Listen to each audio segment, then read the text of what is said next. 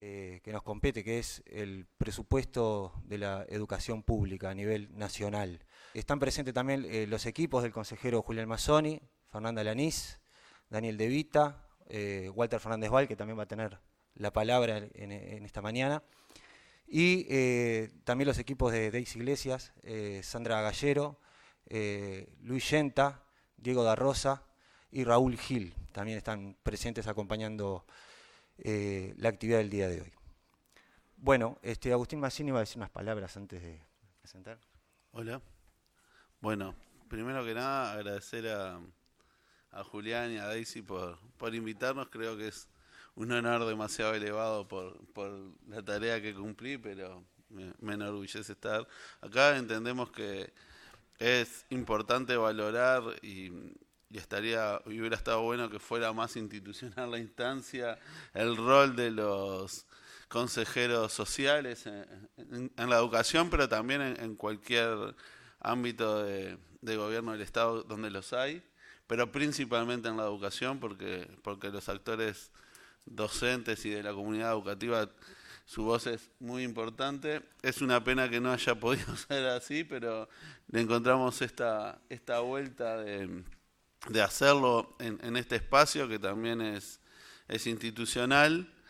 Así que nada, agradecido por la invitación y por haberme encomendado la tarea de conseguir el espacio y nada, y muy interesado en escuchar la propuesta de presupuesto. Así que por ahora muchas gracias. Bueno, Walter Fernández Val, profesor, también integrante de nuestro equipo, ambos equipos de representación docente propuestos, el consejero Julián Mazzoni y la consejera Deis Iglesias, propuestos por la coordinadora del Sindicato de la Enseñanza del Uruguay, PIT-CNT, por el orden docente. Voy a presentar a Walter, que va a hacer una presentación técnica de lo que ha sido la evolución del presupuesto de la ANEP, y después van a continuar los consejeros. El profesor Walter Fernández Val ha participado en la elaboración de diversas rendiciones. Ah, bien, perfecto. Van a ir primero, ¿cómo no? Claro que aquí lo más importante es el trabajo colectivo. Somos 10 representantes de la Coordinadora del Sindicato de la Enseñanza y del PIT-CNT, por lo tanto, que estamos trabajando en el ámbito del Consejo Directivo Central. Por supuesto que a 2 nos toca estar en el Consejo, pero hay en cada uno de nuestros despachos 4 compañeros más que trabajan a la par con nosotros y que nos posibilitan avanzar en los planteos que estamos realizando. Por lo tanto, nos parece que acá lo importante es mostrar ese trabajo conjunto y después, de alguna manera, fundamentar nuestra posición en torno al presupuesto, al proyecto de rendición de cuentas que presenta por mayoría el Consejo Directivo Central en el ámbito del Parlamento, que va a tener que discutir y resolver sobre esa propuesta. Por lo tanto, yo no voy a hacer más que esta breve introducción. Estamos muy conformes con el trabajo que hemos hecho los 10 en este sentido, y va a ser resumido y presentado por el compañero Walter Fernández Val. Teníamos una pequeña presentación, va a hablar de la consejera. Muy bien. Buenos días a todos. Bueno, es un gusto estar con ustedes y no sé si es tan un gusto exponer lo que vamos a exponer, porque hubiéramos esperado que los números y las propuestas fueran de otro tipo. En relación con la presentación que va a hacer Walter, debo decirles que el diseño, la elaboración corresponden al compañero Walter Fernández Val, que modestamente nos sumamos un poco y agradecemos a alguien que nos está mirando a través del canal, que por lo menos nos prestó también un auxilio económico, que es el economista Fernando Caloya, que trabajó mirando y también dando alguna opinión y cotejando informaciones. Así que un saludo a Fernando. En relación con lo que se va a exponer, hay un tema que sabe Walter y sabe el resto de los equipos que a mí me preocupa muy particularmente, y que es la aclaración de los discursos que circulan y por qué pueden circular discursos que señalan un incremento del gasto y por qué circulan otros discursos, uno de los cuales vamos a desarrollar aquí, que señalan una reducción del gasto. Y me parece que si la ciudadanía entiende este planteo, puede entender la necesidad de mejora de los recursos para la ANEP. Hablando de estos temas que remiten al gasto corriente y al gasto constante, que dicho así suena una cuestión extraña, yo decía que podía perfectamente señalarse con algo que seguramente han dicho en nuestras casas padres o abuelos. El peso de antes valía más. De lo que se trata es del dinero contante y sonante sobre la mesa y del valor del poder adquisitivo de ese dinero. Y eso ha cambiado en el transcurso del tiempo, de tal manera que vean ustedes la paradoja. Unos 465 millones de dólares más hay en relación al presupuesto 2019-2022, hecho que va a señalar el compañero Walter. O sea, hay más. 72.000 millones a 90.000 millones. Y esto es lo que se dice, pero la otra parte que nosotros queremos señalar es que esto es el dinero contante, es el dinero corriente, pero si nosotros hacemos un comparativo en dinero constante, vinculado justamente al poder adquisitivo del dinero, encontramos que hubo una reducción de 92.000 millones a 88.000 millones. Y esto es importante verlo porque supone unos un 1% menos entre un año y otro. De aquí los dos discursos encontrados en la arena pública que no se llegan a ver con claridad. Sí, efectivamente puso más billetes. El problema es que comparativamente esos billetes valen menos. Y no valen menos solo en materia de salarios, sino que valen menos en materia de inversiones y valen menos en materia del gasto. Por lo cual es posible señalar que hubo una reducción del gasto. Hay tres preguntas que uno se hace cuando maneja dinero, no importa si es el presupuesto de la educación o es el presupuesto en casa. ¿Cuánto tengo? Yo digo dos cuántos y un cómo. ¿Cuánto tengo? ¿Cuánto gasté? ¿Y cómo lo gasté? Tres preguntas claves. ¿Cuánto tengo? Y bueno, señores, en gasto constante tengo menos. ¿Cuánto gasté de eso? Si miro la ejecución, gasté menos en el 22 que en el 19. O sea, tengo dos vías de baja. La vía de lo que gasté efectivamente y la vía de lo que me dieron. Por tanto, podría señalarse que a nivel del presupuesto de la educación, particularmente de ANEP, hay una doble reducción. Acabo de oír casi algo parecido del rector de la universidad en un medio de comunicación, casi algo muy parecido. Y lo otro es en qué lo gasté. Y ahí viene el punto de discrepancia que tuvimos como minoría del CODICEN en lo que se presenta ahora del 2023, el contenido del gasto, centrado sustancialmente en la denominada transformación educativa, que por lo menos en los que no es personal, no la hemos apoyado en materia pedagógica y en materia de educativa, no por el dinero que insuma, sino ahí por su contenido académico. Por tanto, tenemos dos vías de reducción complejizado con una vía que es en qué se está gastando.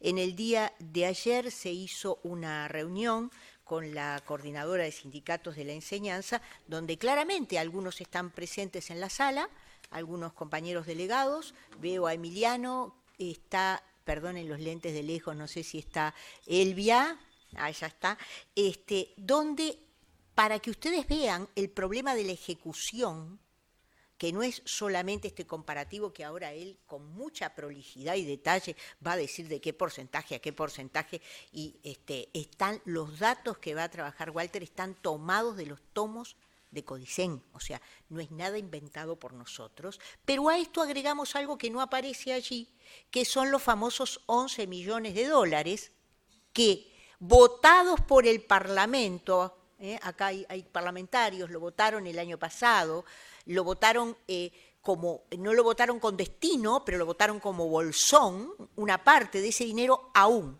hoy, al mes de julio, no se ha ejecutado y suma 11 millones de dólares. Y tenía algunos destinos claves que se comprenderá fácilmente, uno de ellos, el pasaje de 30 a 40 horas de auxiliares de servicio. A ver, la gente del interior, sé que hay gente del interior mirando la pantalla, la gente del interior ha mandado sistemáticamente, y ayer también lo planteó la Federación Uruguaya de Magisterio, ha planteado sistemáticamente que los auxiliares no pueden retirarse de las escuelas porque no les alcanza su horario. Y si se van, señores, queda la vajilla sin limpiar. Elemental, ¿verdad? Lo entiende cualquiera. Bueno, había un dinero que podía ser destinado a ese fin, era para 800, quedó en 400, porque hubo que repartir con la creación de cargos de psicólogo, quedó en 400 y aún hoy no se ha ejecutado. ¿Y saben lo que pasa con ese dinero? Ese dinero no se puede hacer retroactivo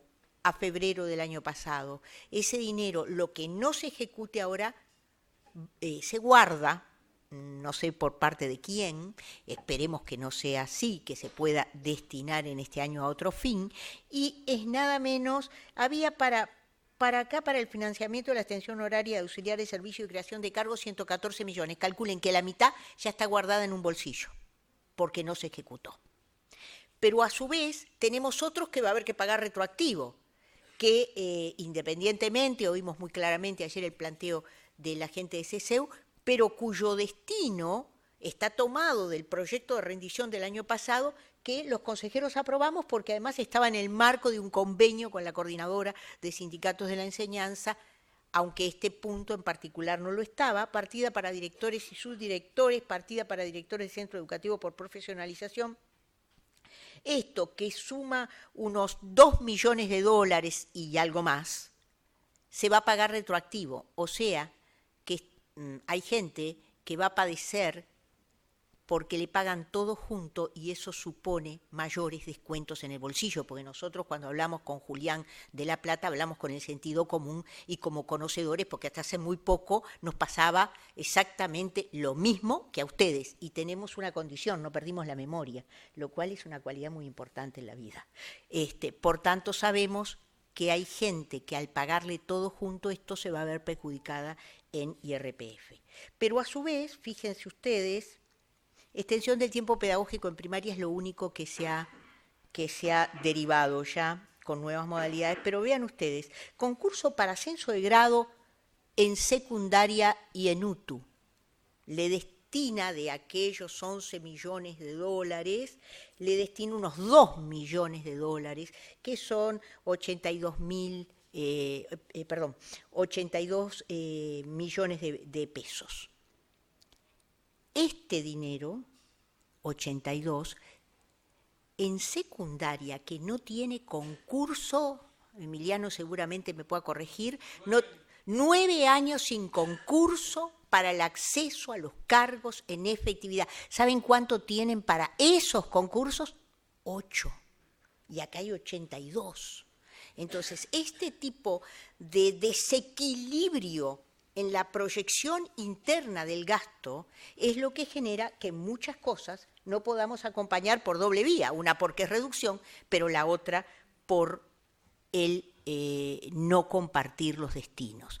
Por tanto, tenemos, aparte del problema que vamos a exponer, 11 millones de dólares que aún están sin ejecutar, que debieron haberse ejecutado. Esto demuestra los problemas de ejecución. Y yo voy a aclarar algo porque ayer se planteó en sesión, y me gusta ser clara en lo que se plantea, que en momentos donde la ANEP está pidiendo más dineros, pide unos 61 millones de dólares adicionales, que uno no comparte el destino, pero los pide, hablar de la ejecución del gasto podría suponer generar un precedente, un contradiscurso para que los dineros se destinaran. No, señores, lo que estamos hablando, eso es una falsa contradicción. Nosotros hablamos de la ejecución del gasto porque pedimos que el gasto se ejecute en su totalidad, porque estos 11 millones de dólares que no están ejecutados acá del presupuesto del año pasado son insuficientes. Debía ser más. Porque si ustedes miran el destino para crear cargos de psicólogo tan pedidos por este dinero, no es suficiente. 400 transformaciones de 30 a 40 horas no son suficientes. O sea, no debemos confundir la suficiencia del recurso con la crítica a la no ejecución. Por tanto, los que estamos acá, por lo menos los que vamos a la sesión, y los otros compañeros, los otros 8 compañeros que son con los que trabajamos en grupo en forma permanente, creemos que el gasto de la ANEP debe incrementarse. Podemos discrepar con los destinos que se le dan y cuestionar cuando no se ejecuta, y cuestionamos cuando no se ejecuta, porque no solo es escaso, sino que además lo escaso no se pone en práctica. Pero no nos confundan, porque sí defendemos el aumento del gasto para la Administración Nacional de Educación Pública. Bueno, muchas gracias, y ahora van a ver una exposición muy detallada, muy bien elaborada, del compañero Walter. A los datos, el profesor Walter Fernández Val ha participado en la elaboración de diversas rendiciones de cuentas y presupuestos quinquenales de ANEP en el periodo 2006-2010, como secretario del presidente del CODICEN, doctor Luis Yarzábal, y en el periodo 2010-2019, integrando los equipos de los consejeros electos en CODICEN propuestos por CESEU PIT-CNT. Actualmente integra la secretaría del consejero Mazzoni. Bien, buenos días a los presentes aquí y a quienes nos están mirando por las redes.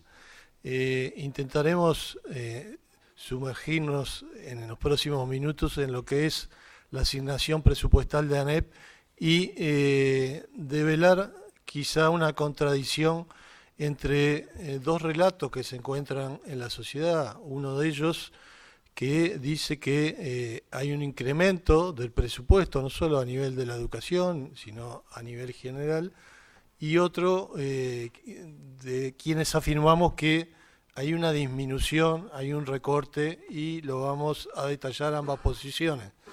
En el índice de la presentación vamos a ver la asignación y ejecución presupuestal de ANEP, la evolución salarial, la evolución de la matrícula y el costo por alumno, que es importante, inversiones en infraestructura, el articulado de la presente rendición de cuentas de ANEP y el proyecto de ley de rendición de cuentas del Ministerio de Economía y Finanzas. Entonces, yendo ya al punto 1, vamos al relato que dice que hay incremento presupuestal en educación.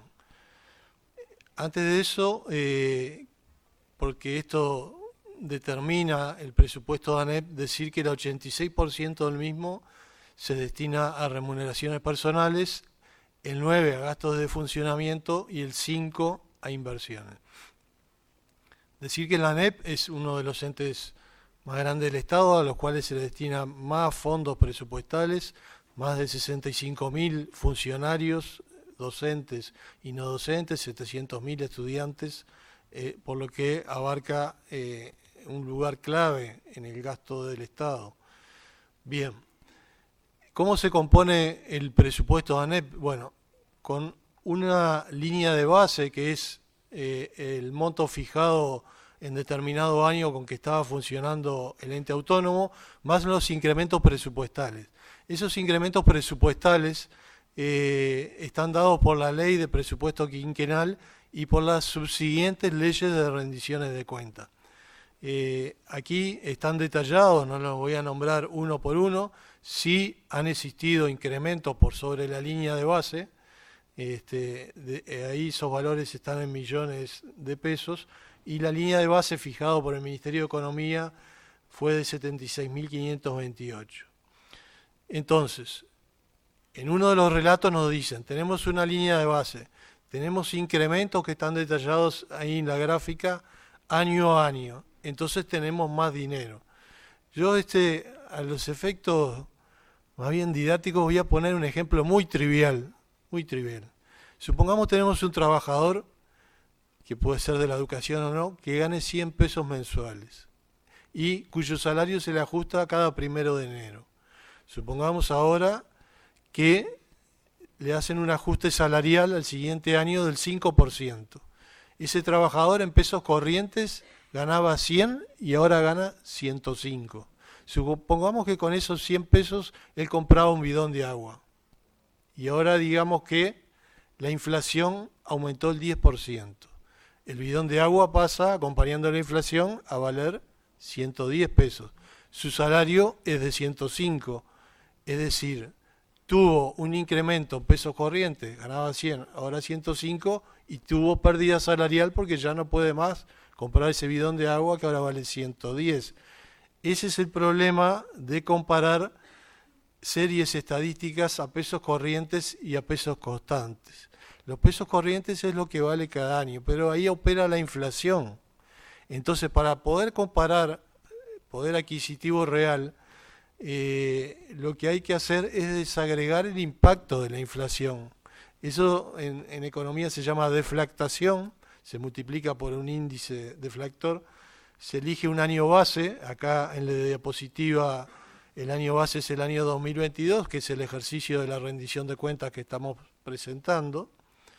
Ahí los valores son de 90.000 millones de pesos, 90.780, son iguales, y ahí se deflacta. Entonces, a pesos corrientes en la primera columna tenemos una asignación creciente, 72.000, 77.000, 82.000, 90.000. Pero eso no es posible comparar, no es pasible de comparación. Lo que sí se puede comparar son los pesos constantes. Y ahí tenemos 93.000 millones, 90.000, 89.000 y 90.000. Es decir, a pesos constantes, en el actual periodo de gobierno se registra una disminución significativa del presupuesto. En esta gráfica, que va de 1985 a 2022, tenemos un comparativo de asignación y ejecución. La primera de las barras, la más clarita, corresponde a lo asignado y la más oscura a lo ejecutado. Bueno, ahí está la evolución. Obsérvese que a partir de 2005 comienza un periodo ascendente hasta 2019 y en los últimos años comienza a descender. Ahí están los últimos años señalados en el círculo. Vamos a hacer un zoom, a ver qué pasó ahí. Y aquí están las barras de ese último periodo. En más claro es la asignación y más oscuro es la ejecución presupuestal. Entonces, en el periodo 2020-2022 se registra un recorte de la asignación presupuestal, así también como de los montos ejecutados respecto del año 2019. Avanzamos. Acá están los datos en números. Ya vimos que eran 93.000, 90, 89.000 y 90.000. ¿Qué pasa si nosotros hacemos la diferencia entre el año 2019 y cada uno de los años siguientes? Sacamos la diferencia entre 93.000 y 90.000, etcétera, y esas diferencias las sumamos. Bueno, ahí hay una disminución de la asignación del presupuesto en forma acumulada de 7.670 millones de pesos. Eso equivale al dólar promedio 2022 a 187 millones de dólares. Y quiero poner un ejemplo que traiga a tierra esto. Es decir, si se hubiese ejecutado igual que en asignado igual que en 2019, tendríamos en la ANEP 187 millones de dólares. Recordemos esta cifra. Un liceo, por ejemplo, en el periodo 2020-2022, tenía un costo aproximado de 2 millones de dólares. Calculen ustedes cuántos de los liceos nuevos se podrían haber construido con estos 187 millones de dólares. No tanto como los prometidos en campaña electoral, pero sí muchos. Avanzamos y vamos a la ejecución. Otra manera de recortar fondos para la educación no solo es asignar, que el Ministerio de Economía asigne determinados fondos en forma decreciente, sino que la ANEP no los ejecute. Ese es un problema que teníamos fuertemente antes del 2005, después se mejoró. Fíjense que en la ANEP, en el año 2019, acá tenemos en la última columna, se ejecutó el 98.9% de los dineros asignados. Es imposible ejecutar el 100%. ¿Por qué? Porque hay fondos que se llaman de recursos de afectación especial, que son fondos propios de la ANEP, como el impuesto de primaria, el fondo de inasistencias, que esos se trasladan de un año al otro, entonces no se pueden ejecutar. Entonces no es posible ejecutar el 100%. Pero hagamos el siguiente ejercicio. Supongamos que en los siguientes años, en 2020, que se ejecutó el 98,1, el 97,6 después, y en 2022 el 97,2, supongamos que en estos 3 años se hubiese ejecutado el mismo dinero, el mismo porcentaje, se hubiese ejecutado el mismo porcentaje que en 2019, 98.9. ¿Qué hicimos aquí? Calculamos la diferencia si siempre se hubiese ejecutado ese nivel y nos da que en estos 3 años habrían resultado 3.427 millones de pesos adicionales para la ANEP. Es decir, manteniendo el porcentaje de ejecución, hubiésemos tenido 83 millones de dólares más. Acá está la tabla y para finalizar este punto está la asignación, está la ejecución y están los porcentajes de ejecución. En conclusión, en el periodo 2020-2022, el Poder Ejecutivo asignó menos presupuesto para la educación. En consecuencia, al haber menos montos asignados, obviamente se ejecutó menos dinero. Pero aparte, hay un segundo elemento, que los porcentajes de ejecución también bajaron, entonces hubo 2 aspectos que afectaron a la ejecución a la baja. Bien, pasemos a lo que significó la evolución salarial en el periodo 85-2023. Vamos a una serie larga. Acá quisimos ponerlo porque es de orden. Estos son los salarios nominales de los funcionarios de gestión, vale decir, auxiliares de servicio, administrativos y profesionales, arquitectos, etc.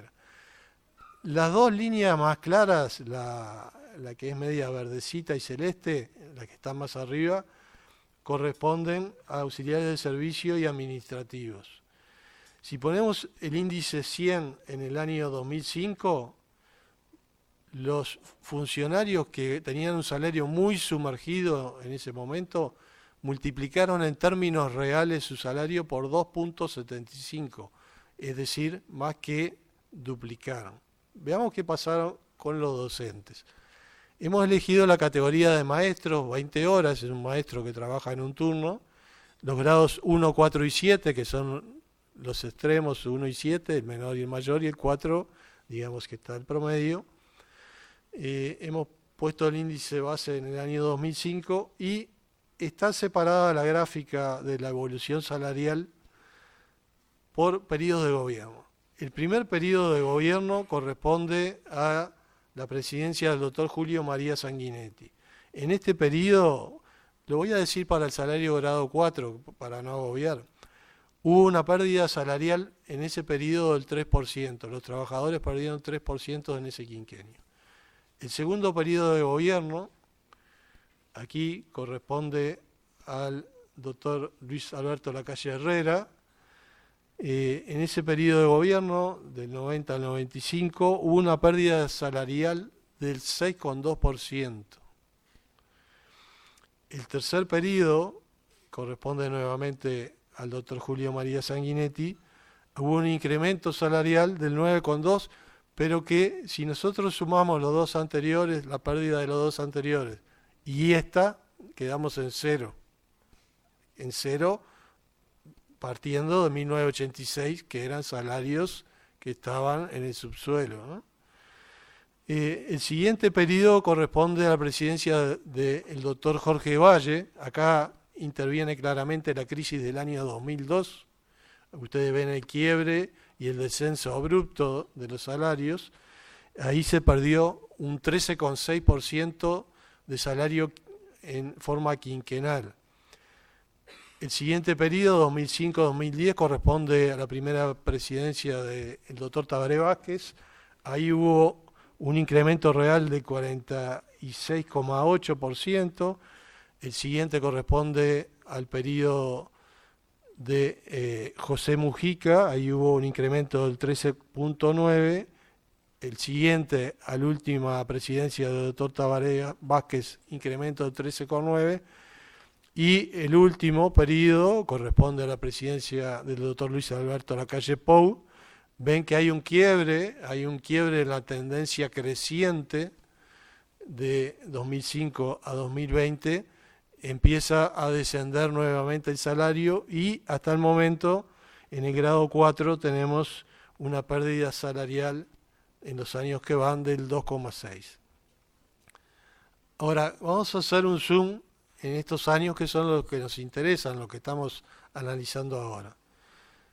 Y ahí vamos. Esta es la forma de la gráfica de los salarios del 1 de enero del 2020 al 1 de enero de 2025 con el acuerdo salarial firmado entre la ANEP y la Coordinadora de Sindicatos, ANEP-CSEU.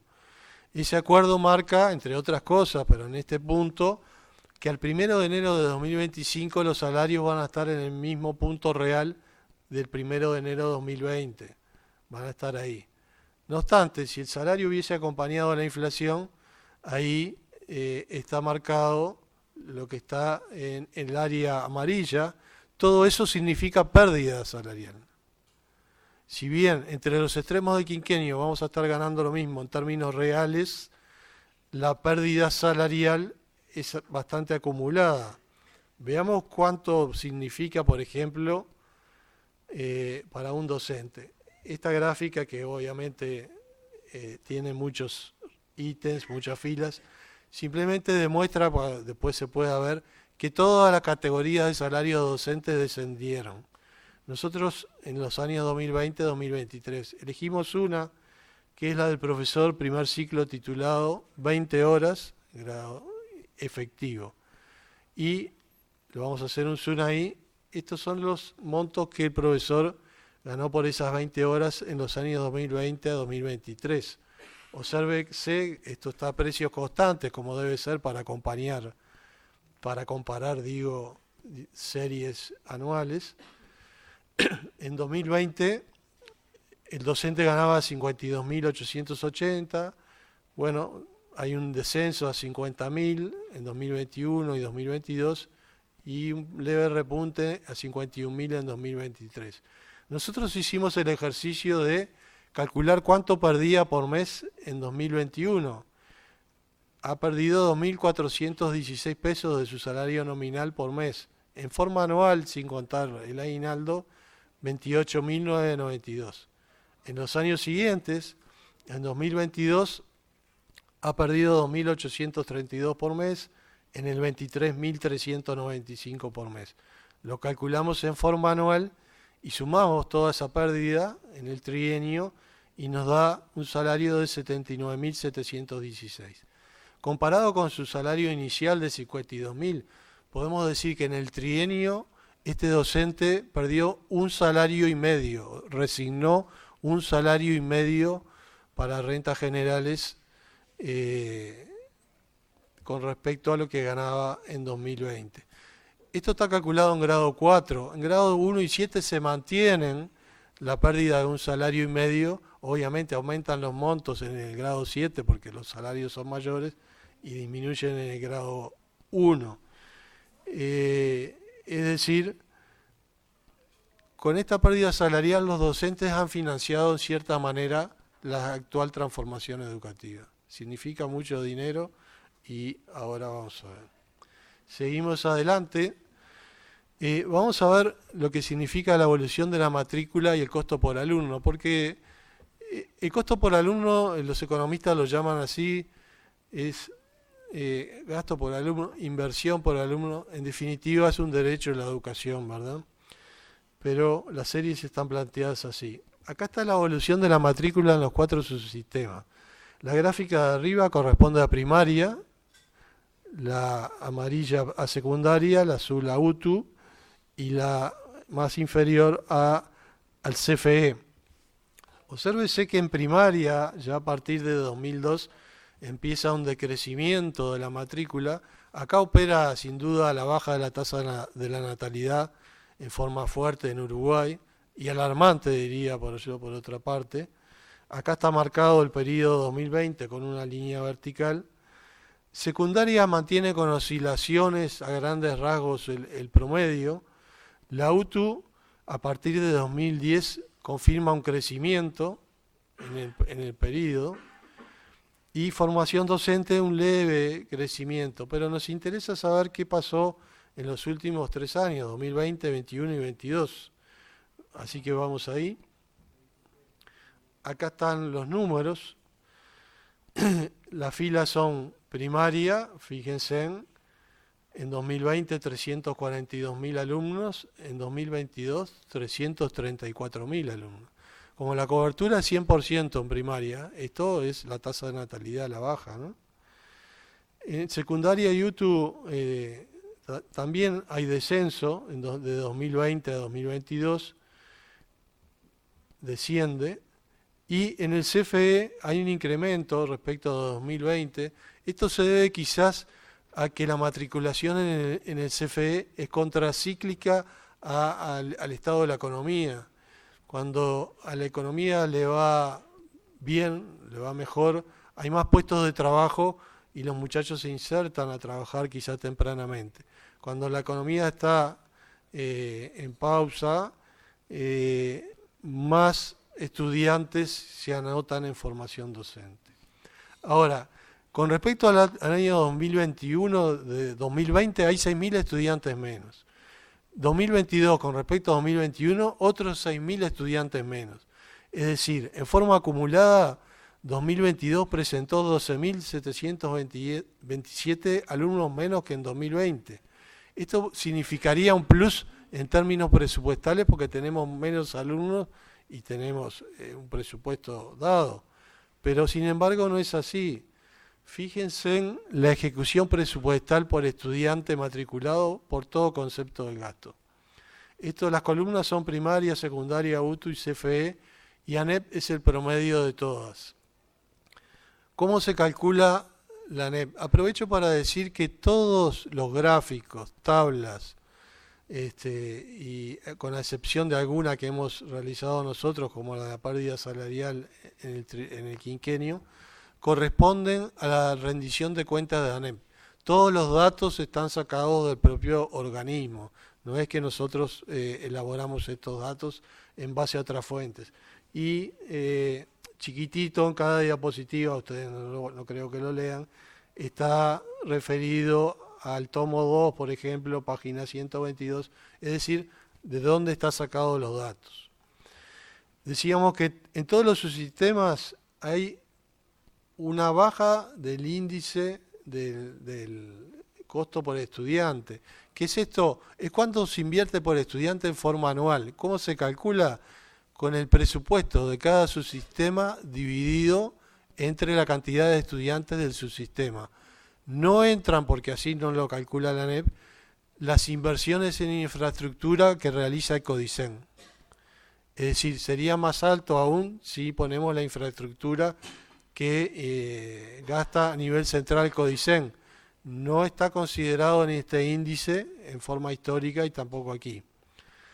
Entonces, en el periodo para ir a la ANEP concretamente, se pasó de 131.678 pesos por año por estudiante a 127.546. Hay una disminución Esto ocurre a pesar de que hay una caída significativa de la matrícula, y esto un poco se da de frente contra el discurso de que esta es una transformación educativa centrada en el estudiante, centrada en los alumnos. Es una transformación educativa en la cual se disminuye, con todo lo que ello implica, el costo por estudiante. ¿Qué implica estas cosas?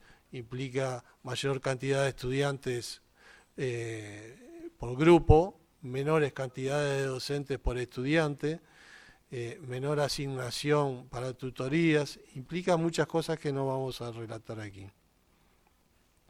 Pasamos a las inversiones. Hemos visto salarios, hemos visto costo por estudiante, hemos visto presupuesto general, inversiones. Acá es inversiones en obras de infraestructura. Hay, digamos, dos gráficas ahí, con sectores. El sector más violeta corresponde a las obras nuevas y ampliaciones, y el sector más claro, más grisáceo, corresponde a mantenimiento. Va de esta gráfica del 2000 al 2022. Hay un pico acá en este periodo de gobierno correspondiente al año 2010-2015. Hay un pico en la inversión, fíjense, se llegaba a 6.000 millones de pesos de inversión en obras nuevas, y después comienza así un descenso, y en el último periodo tenemos también un quiebre al descenso en obras nuevas. Se hacen menos obras nuevas que en el periodo anterior y que en el anterior también. Y hay un leve repunte en el mantenimiento con respecto a 2020. En este periodo se está haciendo un poco más de énfasis en mantenimiento, pero si yo comparo estos valores con respecto a los dos periodos de gobierno anteriores, hay claramente una disminución, tanto en obra nueva como en reparaciones y ampliaciones. Siguiendo, y ya en el tramo final, vamos al articulado. ¿Qué es lo que propone la ANEP? En tanto ente autónomo tiene la potestad de hacer su propio proyecto de articulado. La ANEP propone 6 artículos con costo y está solicitando un total de 61 millones de dólares. Recuerden los millones de dólares no ejecutados y los millones de dólares no asignados. Hablamos de 187, creo, al principio. Hablamos de 80 y pico por no ejecución. Y ahora estamos pidiendo 61. Está bien. Eso equivale a 2.412 millones. ¿De qué constan los 6 artículos? Los primeros 2 van a la transformación curricular integral, tanto en la educación primaria, media como terciaria. El artículo 1 pide 787 millones de pesos. ¿Cómo se desagrega eso? Bueno, 350 para encuentros docentes, si quieren reunir a todos los docentes, en especial a los de bachillerato, para, bueno, dar cuenta de lo que va a ser la reforma del bachillerato.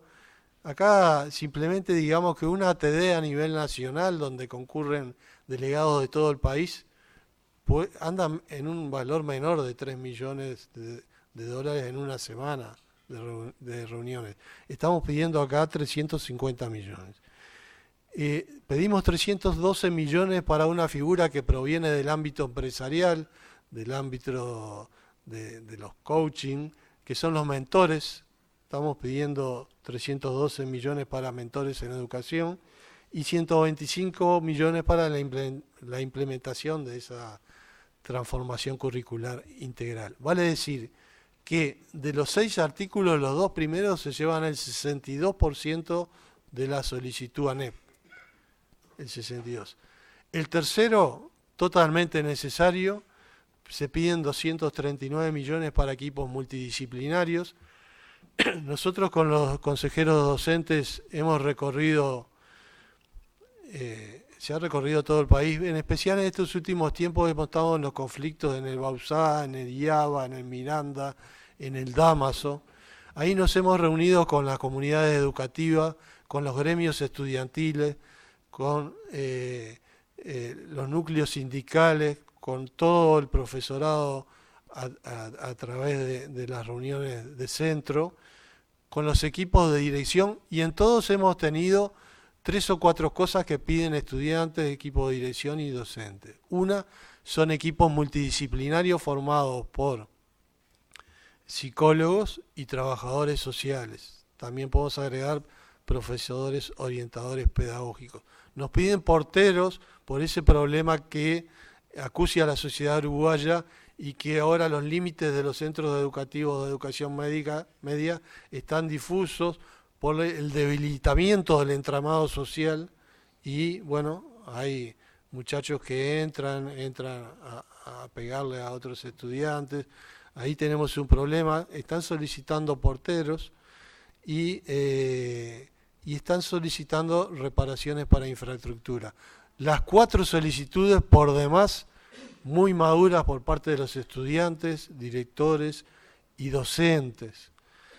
Acá con este dinero, que no es mucho, 239 millones, se podrían contratar 75 psicólogos y 75 trabajadores sociales. El artículo 4 es mínimo, es un rediseño organizacional de ANEP, lo salteo. El 5, fíjense en que la ANEP pide 433 millones para servicios personales asociados a obra nueva. Absolutamente necesario. Vamos a tener liceos y escuelas nuevas y no vamos a tener dinero para poner maestros y profesores ahí adentro, para auxiliares de servicio, para administrativos. Ahora, ¿por qué pide la ANEP esto? Hay que hacer memoria y recordar que en 2020 la Ley de Presupuesto Quinquenal derogó un artículo que venía de administraciones anteriores, entonces, en donde se establecía que para cada obra nueva debería asignarse un porcentaje de presupuesto para pagar justamente los servicios personales. Eso lo derogó este gobierno. Y bueno, ahora la ANEP con buen tino lo pide porque es necesario. No queremos edificios nuevos vacíos. Y el punto 6, el artículo 6, son 200 millones para reforzar las reparaciones, algo que nos hablaban también las comunidades con respecto a filtraciones de agua, problemas arquitectónicos, etc. En definitiva, este es el proyecto de ANEP. Vamos a ver, bueno, estos comentarios que quedan en la presentación son los que he realizado recién. Vamos a ver qué pasa con el proyecto de ley de rendición de cuentas del Poder Ejecutivo presentado por el Ministerio de Economía. Sí se ofrecen incrementos, hay un incremento de 800 millones de dólares, son todos para salud mental. Ahí están detallados, digamos, los artículos del proyecto de rendición de... Perdón, gracias por la acotación, Julián. Son 800 millones de pesos el incremento para esta rendición. Están dirigidos hacia ACE, a FONASA, al MIDES, al Ministerio de Salud Pública y a la Junta Nacional de Drogas. Ahí está discriminado y suman los 800 millones. En la educación tenemos serios problemas también de salud mental. Ninguno de esta asignación va a los entes autónomos, quizás los toquen en forma tangencial, pero por otros motivos. Pero en estos días que se ha hablado, y tenemos que decirlo porque parece que la sociedad uruguaya esconde este tipo de cosas, la tasa de suicidios en Uruguay es altísima, también ocurre que la franja de los jóvenes los afecta particularmente. Nosotros todos los años en los centros educativos de media tenemos intentos de suicidio adentro de los centros educativos. Son cosas que no se hablan, hay que decirlas, hay que curar esto de alguna manera. Y bueno, nada de estos dineros para salud mental que aplaudimos, esta asignación va para paliar esto dentro mismo de los centros educativos. Pero no hablamos solo de suicidio, hablamos de depresión, de ataques de pánico, hablamos de un montón de cosas, ¿no? Ya para ir terminando aquí, 3 conclusiones del proyecto de ley presentado por el Ministerio de Economía. El primero es que el actual proyecto no propone para los años 2024 y 2025 nuevos incrementos adicionales para el área programática de educación. ¿Qué pasa? Esta es una ley de rendición de cuentas especial. Es la última en la que se pueden votar incrementos porque ya el año que viene es un año electoral y la siguiente rendición de cuentas se da en espejo de la presente. Es decir, tenemos un 0% de nuevos incrementos adicionales en esta, así va a ocurrir en 2024 y en 2025. Recién el 1 de enero de 2026 podrán llegar nuevos fondos para la educación. Otro de los puntos que planteamos es que, lo dicho, ¿no? Los 80 millones de pesos para salud mental no van para ningún monto para los entes de la educación y, bueno, esto implica que la ANEP deberá hacer frente a su pedido presupuestal de los 2.412 millones, los 61 millones de dólares, con recursos propios. ¿Qué implica esto? Que por ejemplo, para poner docentes en los centros educativos nuevos vamos a tener que usar recursos propios. Esos recursos propios implica recorte de algún lado, sin lugar a duda. Finalmente, en síntesis y finalizando, primero, haciendo un resumen de la presentación. En lo que va de este periodo de gobierno se ha asignado menos dinero y se ha ejecutado menos dinero en la ANEP respecto del año 2019. Además de eso, han decrecido los porcentajes de ejecución. Segundo, se presenta una pérdida salarial a lo largo de todo el quinquenio. Lo vimos, eso quiebra una tendencia creciente entre 2005 y 2020 y retrotrae a otros periodos de gobierno anteriores. Tercero, el total de inversiones de obras nuevas, ampliaciones y mantenimiento han descendido respecto del anterior periodo de gobierno y también del otro anterior. Si bien la matrícula ha bajado en los últimos 2 años, la inversión por alumno, a pesar de tener ese plus, ha empeorado con todas las consecuencias que tiene que ya hemos relatado. Y para terminar, se verificará al final del periodo quinquenal una caída del presupuesto para la educación pública respecto del PBI, con una tendencia creciente a la caída, ¿no? Una tendencia creciente a esa caída entre los años 2005 y 2020. Perdón, estoy leyendo bien. Rompiendo una tendencia creciente entre los años 2005 y 2020. Ahora sí. Hemos pasado del 4,9% del PBI para el área de educación, para todos los entes autónomos, Plan Ceibal, etcétera, en el año 2020 al 4,5% del PBI en el año 2022. Y esto va a seguir cayendo, porque al estar congelado en los siguientes años, la tendencia a la baja en los años 2024 y 2025. Entonces hemos querido un poco deconstruir ese relato que hay un incremento presupuestal en la educación, particularmente en la ANEP. Hemos visto que hay recorte, y bueno, esto es lo que son los valores que tocan a este quinquenio. Gracias por su atención.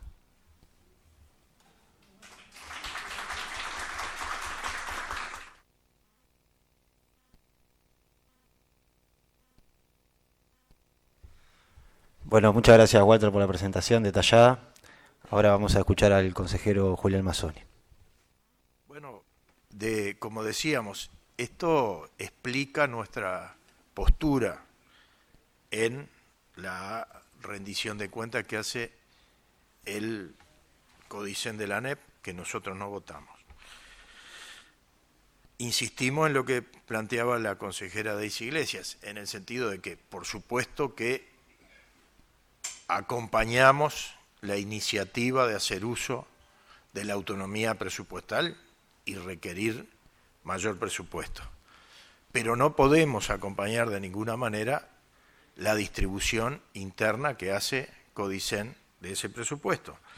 Nosotros hacemos un poco hincapié en ese 62% de recursos destinados a la transformación educativa. Fíjense que mientras 239 millones destinados a equipos multidisciplinarios, tenemos 350 millones de dólares para encuentros de docentes que simplemente van a ser encuentros para convencer a los docentes que ya se han manifestado a través de las asambleas técnico-docentes en contra de esta transformación para que la lleven adelante. Y además, los 312 millones que son para los mentores, una figura que han inventado. Siempre insistimos, no estamos en contra de las personas que son mentores, estamos en contra de la propuesta de generar un mentor que no aparece en ningún lado si uno mira, no tiene lugar en el Estatuto del Funcionario Docente, pero que va a estar ahí para de alguna manera controlar que la transformación educativa se vaya aplicando en los diferentes centros educativos.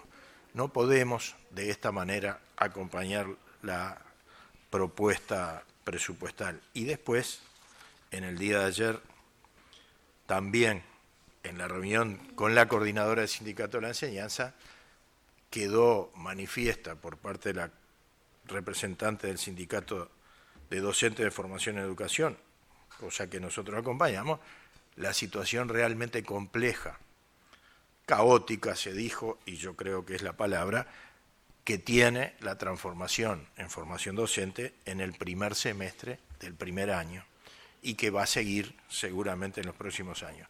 Nosotros ya el año pasado, con nuestros 2 votos, propusimos suspender la transformación educativa en formación docente porque no había condiciones para hacerla y la prueba se está dando en el caos que se ha generado. Y para esto se están destinando 722 millones de pesos. Por lo tanto, nosotros decidimos no votar la propuesta que hace la mayoría del Consejo Directivo Central. Creemos que está claramente explicado en la presentación que ha hecho el compañero y además agreguémosle la otra preocupación que Daisy planteó al principio respecto a que aún fondos que tenemos para distribuir no se han logrado distribuir.